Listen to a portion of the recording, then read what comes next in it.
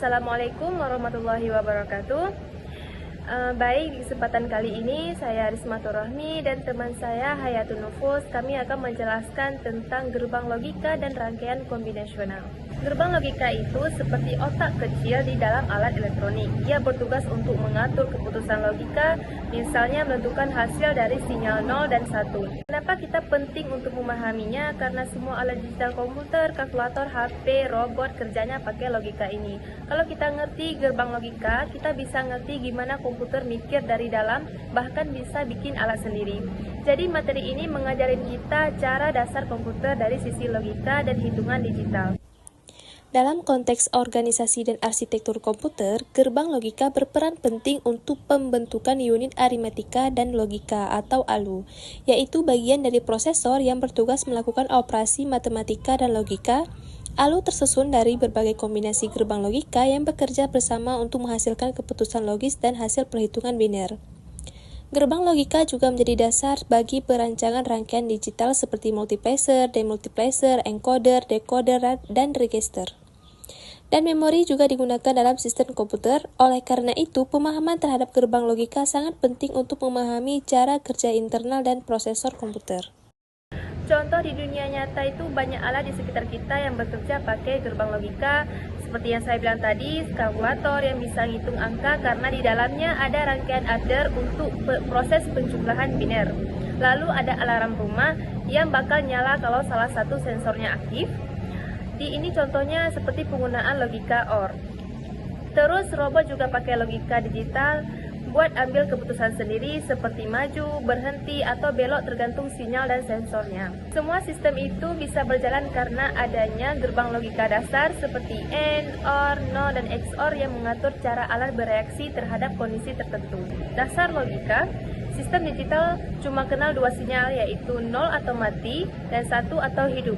Semua operasi dijalankan dengan kombinasi sinyal-sinyal ini supaya bisa mengatur logika itu dipakai berbagai jenis gerbang logika. Jadi jenis-jenis gerbang logika di sini ada gerbang AND atau dan, gerbang OR atau gerbang NOT atau tidak atau kebalikannya, sedangkan gerbang XOR itu atau exclusive OR dan half adder dan full adder. Untuk memahami gerbang AND, OR, NOR, dan XOR, yang pertama kita mulai dulu dari gerbang OR. Gerbang OR ini seperti kata atau, hasilnya 1 kalau salah satu inputnya bernilai 1. Rumusnya Y sama dengan A OR B. Untuk kelebihannya itu, dia mudah untuk dikondisikan pilihan, sedangkan kekurangannya itu tidak cocok kalau dibutuhkan semua syarat terpenuhi. Selanjutnya gerbang AND. Gerbang AND itu seperti kata dan, hasilnya 1 kalau semua inputnya itu 1. Contohnya A sama dengan 1, B sama dengan 1, berarti outputnya itu 1. Kalau salah satunya 0, hasilnya pasti 0. Untuk rumusnya itu Y sama dengan A and B. Kelebihannya itu logikanya sederhana dan mudah digunakan, sedangkan kekurangannya itu hasilnya cepat jadi 0 kalau ada satu input saja yang 0. Lanjut ke gerbang NOT dan XOR. Gerbang NOT itu pembalik logika, kalau inputnya 1, hasilnya 0. Kalau inputnya 0, berarti hasilnya 1. Rumusnya Y sama dengan NOT A. Kelebihannya bisa membalik kondisi sinyal dengan cepat, kekurangannya hanya punya satu input, jadi terbatas penggunaannya. Untuk gerbang exclusive OR, itu seperti kata atau tapi harus beda. Hasilnya 1 kalau inputnya berbeda. Kalau dua-duanya hasilnya 0, rumusnya seperti Y sama dengan A exclusive OR B. Kelebihannya itu berguna dalam operasi penjumlahan biner, sedangkan kekurangannya itu lebih rumit dibandingkan AND atau OR biasa.